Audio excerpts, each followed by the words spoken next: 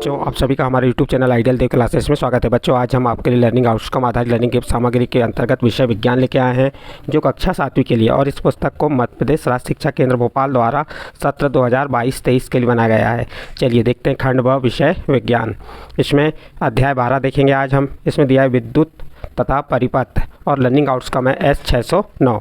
चलिए इसके जो संक्षिप्त परिचय है उसके बारे में थोड़ा देख लेते हैं हम विद्युत का उपयोग बहुत से कार्यों में करते हैं। विद्युत में बिजली घर से प्राप्त होती है। विद्युत आपूर्ति न होने पर हम प्रकाश के लिए टॉर्च का उपयोग करते हैं। विद्युत सेल, सबसे पहले हम विद्युत सेल का अध्ययन करेंगे। टॉर्च के बल्ब को विद्युत सेल से मिलती है। टॉर्च के बल्ब को विद्युत किससे मिलती है? विद्युत सेल से मिलती है। इसका उपयोग अलार्म घड़ी, रेडियो, कैमरा आदि में किया जाता है। विद्युत सेल के ऊपर एक धन तथा एक ऋण रहता है।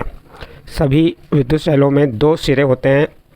इसमें से धातु की टोपी वाला धनात्मक टर्मिनल सिरा एवं धातु की डिस्क टर्मिनल सिरा होता है। इसके बाद यहाँ पे जो धातु की डिस्क होती है उसका ऋणात्मक सिरा होता है। विद्युत बल्ब क्या होता है? विद्युत बल्ब के बारे में देख लेते हैं हम यहाँ पे। टॉर्च के बल्ब के में कांच का एक बाहरी आवरण धातु की सतह पर चिपका होता है। बल्ब में के मध्य एक पतला तार होता है। प्रकाश को उत्सर्जित करने वाले पतले तार के बल्ब का तंतु करते हैं। यह तंतु 2 मोटे तारों के बीच लगा होता है। एक मोटा तार बल्ब की सतह पर धातु की नोक से जुड़ा होता है। दूसरा मोटा तार आधार केंद्र पर धातु की नोक बल्ब के 2 टर्मिनल हैं। इस प्रकार विद्युत सेल तथा विद्युत बल्ब दोनों में ही 2 टर्मिनल होते हैं। फिर दिया है विद्युत सेल से बल्ब जोड़ने के लिए। विद्युत सेल से बल्ब जोड़ने के लिए विद्युत धारा के 4 टुकड़ों को प्लास्टिक आवरण हटाकर धातु के 2 तारों को विद्युत सेल तथा दूसरे 2 बल्ब को जोड़ने पर बल्ब दीप्त हो जाता है। इसके बाद आगे आता है विद्युत परिपथ। विद्युत सेल के टर्मिनल को तार द्वारा बल्ब से होते हुए विद्युत सेल के दूसरे टर्मिनल से जोड़ते हैं। इस प्रकार की व्यवस्था विद्युत परिपथ का एक उदाहरण है। विद्युत परिपथ विद्युत सेल के 2 टर्मिनलों के बीच विद्युत प्रवाह के संपूर्ण पथ को दर्शाता है। विद्युत परिपथ में विद्युत धारा की दिशा विद्युत सेल के धन टर्मिनल से ऋण टर्मिनल की ओर होती है। जब बल्ब के टर्मिनलों को तार के द्वारा विद्युत सेल के टर्मिनल से जोड़ा जाता है तो बल्ब के तंतु से होकर विद्युत धारा प्रभावित होती है और यह बल्ब दीप्तमान करती है। कभी कभी विद्युत बल्ब विद्युत सेल से जुड़े होने पर भी दीप्त नहीं होता। बल्ब का फ्यूज होना इसका कारण हो सकता है। विद्युत बल्ब कई कारणों से फ्यूज हो सकता है, जैसे बल्ब के तंतु खंडित होना, जिससे विद्युत धारा का परिपथ टूट जाता है और विद्युत धारा प्रभावित नहीं होती और बल्ब दीप्तिमान नहीं होता। फिर विद्युत स्विच क्या है? स्विच एक सरल युक्ति है जो परिपथ का जोड़ या तोड़ सकती है। हम 2 ड्राइंग पिन, एक सुरक्षा पिन और 2 तार तथा थर्माकोल या लकड़ी के बोर्ड से एक विद्युत स्विच निम्न चित्रानुसार तैयार कर सकते हैं। देखिए विद्युत स्विच कैसे तैयार करना है इस चित्र के माध्यम से आप देख सकते हैं। चलिए आगे दिया है, जब सुरक्षा पिन दोनों ड्राइंग पिनों से स्पर्श करता है तब वह दोनों ड्राइंग पिनों के बीच के रिक्त स्थान को भरता है। इस स्थिति में स्विच को ऑन कहते हैं। इसके विपरीत जब सुरक्षा पिन दूसरी ड्राइंग पिन के स्पर्श नहीं करती तो विद्युत बल्ब दीप्तमान नहीं होता और ड्राइंग पिनों के बीच का रिक्त स्थान बंद नहीं होता। इस दशा को स्विच ऑफ कहलाता है। इसके बाद विद्युत चालक और विद्युत रोधक के बारे में बताया गया है। विद्युत चालक तथा विद्युत रोधक की पहचान करने के लिए हम एक क्रियाकलाप करते हैं। देखिए यहाँ पे आप जैसे इन तारों को अलग हैं तो यहाँ बल्ब बंद है और यहाँ चाबी जोड़ देंगे तो क्या हो जाएगा? बल्ब जल जाएगा। देखो इसका क्रियाकलाप बताया है। इसमें क्या बताया है क्रियाकलाप में? उपरोक्त चित्रानुसार बनाए गए परिपथ में दोनों तारों के मध्य विभिन्न प्रकार के पदार्थों जैसे सिक्के, कार्क, रबड़, कांच, चाबियाँ, पेन, प्लास्टिक, लकड़ी आदि को बारी बारी से स्पर्श कराएंगे। हम देखेंगे कि कुछ वस्तुओं को रखने पर परिपथ का बल्ब दीप्तमान होगा, कुछ में बल्ब दीप्तमान नहीं होगा। इसका अर्थ यह है कि जो पदार्थ अपने अंदर से विद्युत धारा का प्रवाह होने देते हैं वे विद्युत चालक कहलाते हैं, जैसे लोहे की कील, चाबी, पेन। जो पदार्थ अपने अंदर से विद्युत धारा को प्रभावित नहीं होने देते वे विद्युत रोधक कहलाते हैं, जैसे लकड़ी, कागज। विद्युत चालक तथा विद्युत रोधक हमारे लिए समान रूप से महत्वपूर्ण है। स्विच, विद्युत प्लग, सॉकेट सुचालक पदार्थों से बनाए जाते हैं तथा विद्युत तारें प्लग के ऊपरी भाग, स्विच तथा विद्युत उपकरणों के अन्य भाग जिन्हें लोग स्पर्श कर सकते हैं, इनको बनाने के लिए रबड़ तथा प्लास्टिक का उपयोग होता है। अब इससे संबंधित कुछ वर्कशीटें उन्हें देख लेते हैं। प्रश्न नंबर 1, विद्युत सेल के कितने टर्मिनल होते हैं? नाम लिखिए। तो विद्युत सेल के 2 टर्मिनल होते हैं, धन टर्मिनल और ऋण टर्मिनल। इसके बाद प्रश्न नंबर 2 देखिए। इसमें प्रश्न नंबर 2 में क्या कहा है? विद्युत सेल को विद्युत कहाँ से प्राप्त होती है? विद्युत सेल का उपयोग कहाँ कहाँ होता है? तो इसका उत्तर हो जाएगा विद्युत सेल को विद्युत उसमें निहित रसायन से प्राप्त होती है। विद्युत सेल का उपयोग टॉर्च, रेडियो, रिमोट, खिलौनों से में होता है। इसके बाद प्रश्न नंबर 3 देखेंगे। प्रश्न नंबर 3 में क्या दिया देखिए, विद्युत सेल से विद्युत बल्ब को किस प्रकार जोड़ा जाता है, चित्र सहित वर्णन कीजिए। देखिए इसका पहले हम वर्णन बता देते हैं और उसके बाद एक चित्र है। देखिए यहाँ से तारों को जोड़ के विद्युत बल्ब का टर्मिनल बना सकते हैं। विद्युत सेल के विद्युत बल्ब को जोड़ने के लिए विद्युत तार के 4 टुकड़ों को प्लास्टिक का आवरण लगाकर धातु के 2 तारों को विद्युत सेल तथा 2 तारों को बल्ब से जोड़ने पर बल्ब दीप्त हो जाता है। उसका चित्र इस प्रकार आप बना सकते हैं। प्रश्न नंबर 4 देखिए, विद्युत परिपथ की ऑन स्थिति तथा ऑफ स्थिति को चित्र सहित व्याख्या कीजिए। जब बल्ब के टर्मिनल को तार के द्वारा विद्युत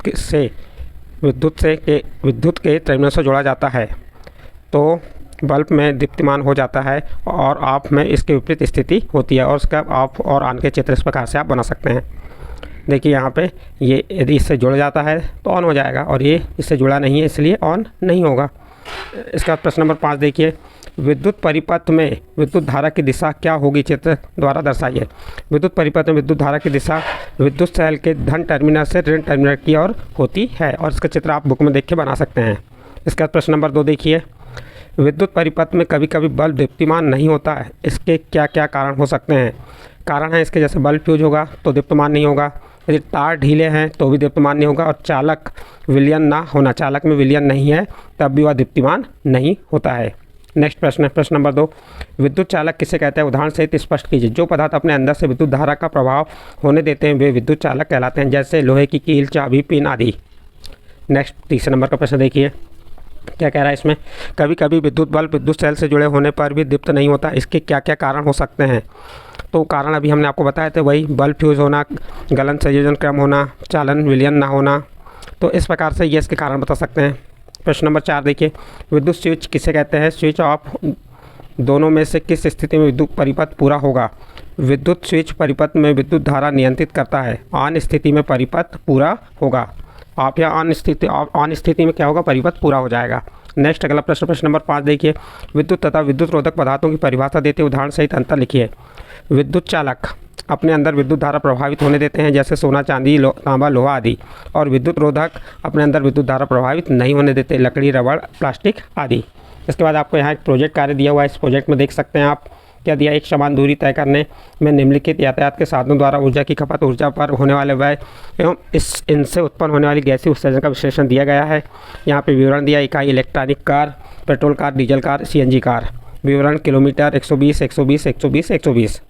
देखिए अनुमानित ऊर्जा की खपत किलोमीटर, यूनिट या लीटर में 12 यूनिट इलेक्ट्रिक कार से, 10 लीटर किस में लग रहा है, पेट्रोल में 9 लीटर डीजल कार में और 8 kg किस में लग रहा है, सीएनजी गैस में। इसके बाद लागत क्या लगी इसमें, 7 रुपये, 95 रुपये, 85 रुपये। इस प्रकार से ये आप इसको अध्ययन करेंगे अच्छे से और इससे संबंधित नीचे प्रश्न दिए उन प्रश्नों को हल करेंगे। देखिए उपयुक्त में से सबसे अधिक एवं कम लागत वाली यात्रा किस यातायात के साधन द्वारा संभव है। तो सबसे अधिक लागत किस में लगेगी, पेट्रोल कार में, और सबसे कम लागत किस में लगेगी, इलेक्ट्रिक कार में। नेक्स्ट दूसरा प्रश्न देखिए, उपयुक्त में से सबसे कम एवं सबसे अधिक गैसीय उत्सर्जन किस यातायात के साधन द्वारा हो रहा है। तो उत्तर हो जाएगा सबसे अधिक गैसीय उत्सर्जन डीजल कार द्वारा और सबसे कम गैसीय उत्सर्जन किसके द्वारा होगा, इलेक्ट्रिक कार द्वारा। नेक्स्ट प्रश्न देखिए प्रश्न नंबर 3, वायु प्रदूषण को कम करने के लिए आप क्या क्या उपाय करेंगे। तो वायु प्रदूषण को कम करने के लिए हम सीएनजी गैस, इथेनॉल युक्त पेट्रोल का उपयोग करेंगे, इलेक्ट्रिक वाहन का उपयोग करेंगे और वृक्षारोपण पर अधिक कार्य करेंगे। नेक्स्ट अगला प्रश्न चौथा प्रश्न देखिए, उपयुक्त में से पर्यावरण में वायु प्रदूषण आधारित समस्या किस यातायात के साधन द्वारा हो रही है, इसे आरोही क्रम में लिखें, कम से ज़्यादा की और दर्शाएं। पर्यावरण में वायु प्रदूषण डीजल कार द्वारा हो रहा है, इसका आरोही क्रम क्या हो गया, सबसे कम किससे हो रहा है, इलेक्ट्रिक कार से, फिर उसके बाद थोड़ा ज़्यादा किससे होगा, सीएनजी, फिर पेट्रोल कार से और सबसे अधिक किससे होगा, डीजल कार से। तो इस प्रकार प्रश्न नंबर 4 यहाँ कंप्लीट हुआ। इसके बाद नेक्स्ट प्रश्न है प्रश्न नंबर 5, उपयुक्त में से कौन सा यातायात का साधन पर्यावरण हितैषी है। तो उत्तर हो जाएगा इलेक्ट्रिक कार यातायात का साधन पर्यावरण हितैषी, यानी जो इलेक्ट्रिक कार है वो पर्यावरण के लिए कैसा है, हितैषी है। प्रश्न नंबर 6 देखिए, क्या जनसंख्या वृद्धि भी वायु प्रदूषण का कारण है, अपने विचार व्यक्त कीजिए। हाँ, जनसंख्या वृद्धि भी वायु प्रदूषण का कारण है, क्योंकि अधिक जनसंख्या के कारण यातायात के साधन बढ़ रहे हैं जिससे वायु प्रदूषण हो रहा है। इसके बाद आपका प्रश्न नंबर 2 है, अपने माता पिता या बड़े भाई बहन की सहायता से पिछले साल के ऊर्जा बिलों को इकट्ठा करें और माहवार बिल आंकड़ों को तालिका में भरें। क्या करना है, ये आपको अपने घर से ही इस कार्य को करना है। अपने माता पिता या भाई बहन की सहायता से जो बिल आए साल भर के जनवरी से लेकर दिसंबर तक, उन बिलों को इकट्ठा करना है और कितने कितने बिल आए और कितनी खपत हुई उसके बारे में यहाँ पे आपको इस सारणी में पूर्ण करना है। हमने यहाँ पे अपने आधार पे भर के बता दिए हैं आपको, आप अपने आधार पे पूरा कर देंगे। फिर उससे संबंधित कुछ प्रश्न हैं। प्रश्न नंबर 1, किस किस माह में ऊर्जा बिल भर ज़्यादा रहा, यानी किस किस माह में ऊर्जा बिल अधिक व्यय वाले हैं या बिल भर ज़्यादा रहा व्यय वाला है, यानी अधिक ज़्यादा व्यय वाला है, तथा किस किस महीने में ऊर्जा बिल कम व्यय वाला है। तो देखिए, मई जून में बिल भार ज़्यादा व्यय वाला होता है और सितंबर अक्टूबर में बिल भार कैसा होता है, कम व्यय वाला है। तो आप जैसे सारणी भरेंगे उस आधार पर यहाँ पे आप उसके आंसर देंगे। यह पता लगाने की कोशिश करें कि जिन महीनों में ऊर्जा बिल अधिक आया है उसका क्या क्या कारण रहा है। तो मई और जून महीनों में ऊर्जा बिल अधिक आया है क्योंकि ये माह अत्यधिक गर्म होते हैं, इसलिए पंखे, कूलर, एसी का उपयोग किया जाता है, जिससे बिजली का बिल ऊर्जा खपत अधिक हुई है, तो बिजली बिल अधिक आया। नेक्स्ट अगला प्रश्न देखिए, इसी संबंधित क्या दिया है इसमें, विभिन्न तरीकों से पता लगाएं कि आप अपने ऊर्जा बिल की लागत को कैसे कम कर सकते हैं। तो ऊर्जा बिल की लागत को कम करने के लिए हम जल ऊर्जा, पवन ऊर्जा, सौर ऊर्जा आदि से हम अपने ऊर्जा बिल की लागत को कम कर सकते हैं। फिर अगला है, विद्युत ऊर्जा प्राप्त करने के लिए अन्य स्रोत क्या हैं। यहाँ स्रोत लिखा है, स्रोत नहीं, क्या है, स्रोत के नाम लिखिए। तो जल विद्युत हो सकती है, ताप, इसके स्रोत क्या होगा, जल विद्युत, ताप विद्युत, सौर ऊर्जा, नाभिकीय ऊर्जा। प्रश्न नंबर 5 देखिए, ऊर्जा खपत कम करने के लिए आप सामान्य बल्ब का प्रयोग करेंगे या एलईडी बल्ब का, अपने विचार व्यक्त कीजिए। उत्तर देखिए इसका, ऊर्जा खपत कम करने के लिए हम एलईडी बल्ब का उपयोग करेंगे क्योंकि एलईडी बल्ब कम वोल्ट में अधिक प्रकाश देते हैं। इस प्रकार प्रश्न नंबर 5 यहाँ कंप्लीट होता है। नेक्स्ट अगला प्रश्न है प्रश्न नंबर 6, ऊर्जा बचत के उपायों को दर्शाते हुए पोस्टर तैयार कीजिए। उत्तर देखिए इसका, ऊर्जा बचत के उपाय सौर ऊर्जा द्वारा, जल ऊर्जा द्वारा, पवन ऊर्जा द्वारा, और इसके पोस्टर बना के हम लगा सकते हैं। अगला प्रश्न देखिए, 100 आकलन, सही विकल्प का चयन करिए। इसका नंबर 1, निम्नलिखित में से विद्युत रोधक पदार्थ है। तो विद्युत रोधक पदार्थ कौन सा, इसका सही आंसर है C number, plastic. Second number का देखिए, इलेक्ट्रिक बल्ब में लगा जंतु या तंतु बना होता है। तो इलेक्ट्रिक बल्ब में लगा जंतु, या इसको तंतु भी कहते हैं, बना होता है, किसका बना होता है, तो इसका सही आंसर डी नंबर आ जाएगा, धातु का। किसका बना होता है, ये धातु का। नेक्स्ट अगला विकल्प देखिए, विद्युत सेल में कितने टर्मिनल होते हैं। तो इसका सही आंसर हो जाएगा बी नंबर 2, विद्युत सेल में 2 टर्मिनल होते हैं। फिर चौथा नंबर का प्रश्न देखिए, विद्युत चालक पदार्थ है। इसका सही आंसर आ जाएगा सी नंबर, एल्यूमिनियम। क्या है, विद्युत चालक पदार्थ है। पांचवा प्रश्न देखिए, विद्युत परिपथ बनाने के लिए आप किसका चयन करेंगे। तो उत्तर हो जाएगा इसका बी नंबर, धातु के तार का। इसके बाद प्रश्न नंबर 2 है, सत्य असत्य लिखिए। चलिए, इसका पहला प्रश्न क्या कह रहा है, विद्युत बल्ब में एक टर्मिनल होता है, सत्य असत्य। असत्य। विद्युत सेल में रासायनिक पदार्थ संचित होते हैं, सत्य। तांबा विद्युत का चालक होता है, सत्य। इसका चौथा नंबर क्या कह रहा है, जिन पदार्थों से होकर विद्युत धारा प्रभावित नहीं हो सकती वे विद्युत चालक कहलाते हैं, सत्य असत्य। इसका आंसर आ जाएगा असत्य। फिर प्रश्न नंबर 3 देखिए, रिक्त स्थानों की पूर्ति कीजिए। एक युक्ति जो परिपथ को तोड़ने के लिए उपयोग की जाती है खालिस्तान कहलाती है, तो आंसर हो जाएगा कुंजी। नंबर 2 देखिए, एक विद्युत सेल में खालिस्तान टर्मिनल होते हैं, कितने टर्मिनल होते हैं, 2। फिर नंबर 3 देखिए इसका, हमारा शरीर विद्युत का खालिस्तान है, तो हमारा शरीर विद्युत का चालक है। नंबर 4, वायु विद्युत की खालिस्तान है, वायु विद्युत की कुचालक है।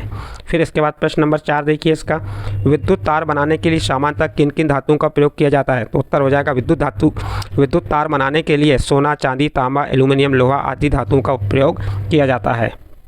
नेक्स्ट प्रश्न देखिए, प्रश्न 5 है, आपके घर में स्विच की मरम्मत करते समय विद्युत मिस्त्री रबड़ के दस्ताने क्यों पहनता है, व्याख्या कीजिए।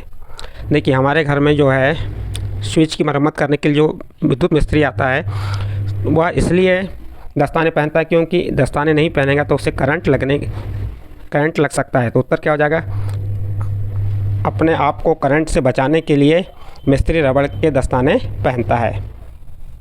इस प्रकार से ये जो पाठ अध्याय 12 था विद्युत तथा परिपथ यहाँ पे कंप्लीट होता है। इस पाठ को हमने जो समझाए, जो बताए या जो क्वेश्चन आंसर लिखे हैं, यदि ये समझ आए तो आप हमारे चैनल आइडियल देव क्लासेस सब्सक्राइब कीजिए, लाइक कीजिए, अन्य ग्रुप में शेयर जरूर कीजिए।